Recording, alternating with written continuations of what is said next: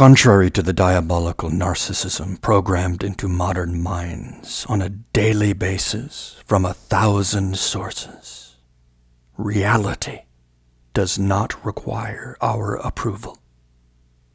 As for Sedevacantists, Sedevacantists are simply those who accept reality, the manifest reality spitting in our faces daily. Reality doesn't change just because we don't like it or because it poses difficulties. The reality of Antipope Francis and the Novus Ordo Antichurch he leads is upon us, whether we like it or not, and regardless of whatever difficulties it poses. It's simply reality. Let us not join this mad world in its war against reality, which flows from its war against truth, which in turn flows from its war against God. The modern world and those conformed to it are at war against God. Therefore, they're at war against the natural order. They're at war against truth itself. They're at war against fetal infants and so on, and so on, and so on. They have a death wish, a will to total annihilation. What we're seeing today is the fruit of decades and indeed centuries of poisonous thought in the form of poisonous theology, poisonous philosophy, and so on. If you would understand this nihilism, or nihilism if you like, there is no greater diagnostician of nihilism than Dostoevsky. Read the novels of Dostoevsky. Immerse yourself, particularly in Crime and Punishment, Demons or Devils, and The Brothers Karamazov.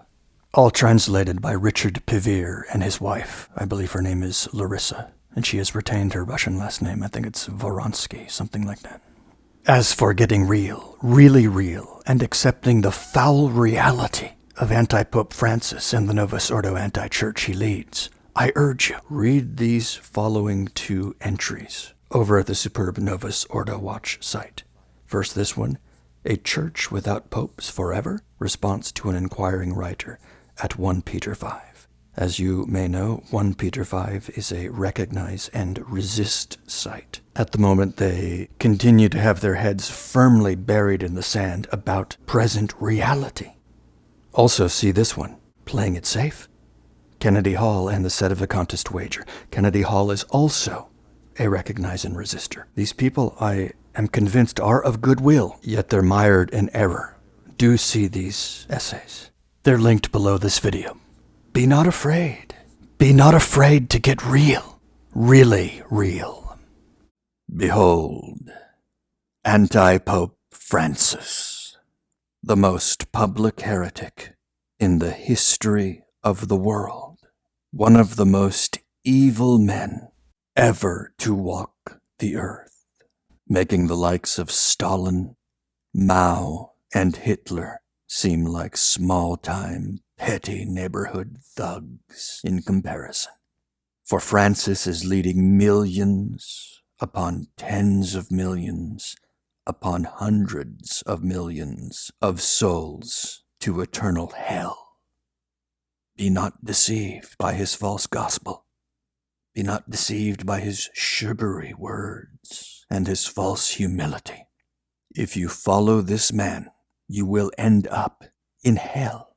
One cannot simultaneously follow Francis and practice actual Catholicism. The two are mutually exclusive.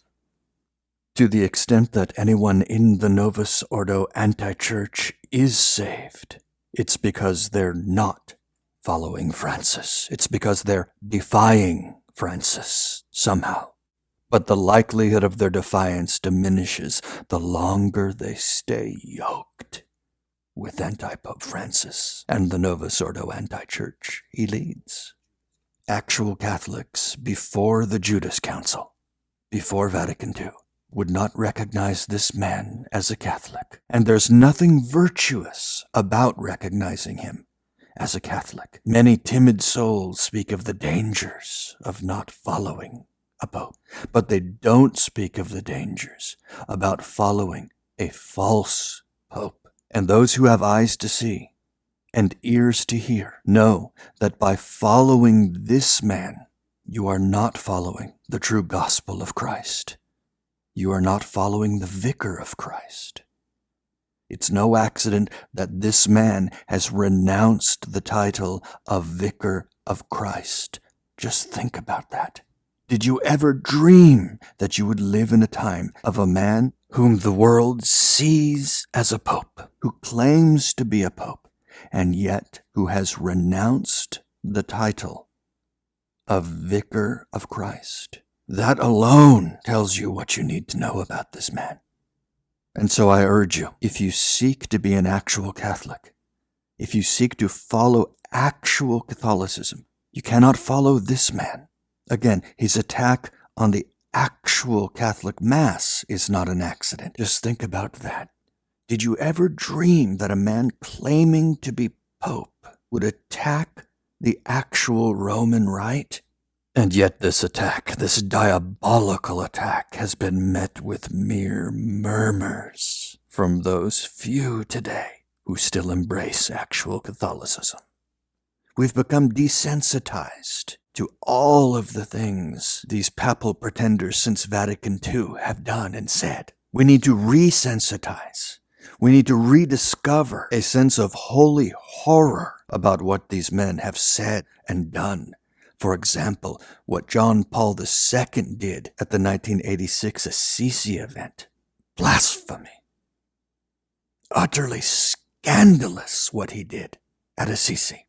Not to mention all of the other things he said and did. Beginning with his first encyclical, preaching the heresy of universalism, and thus leading millions to hell. We must resensitize. This bovine, brutal age has desensitized us to every kind of horror. And yet so many profess horror at all of these school shootings. But these pale in comparison to the horror of what these papal pretenders have done by leading millions upon tens of millions upon hundreds of millions of souls to hell.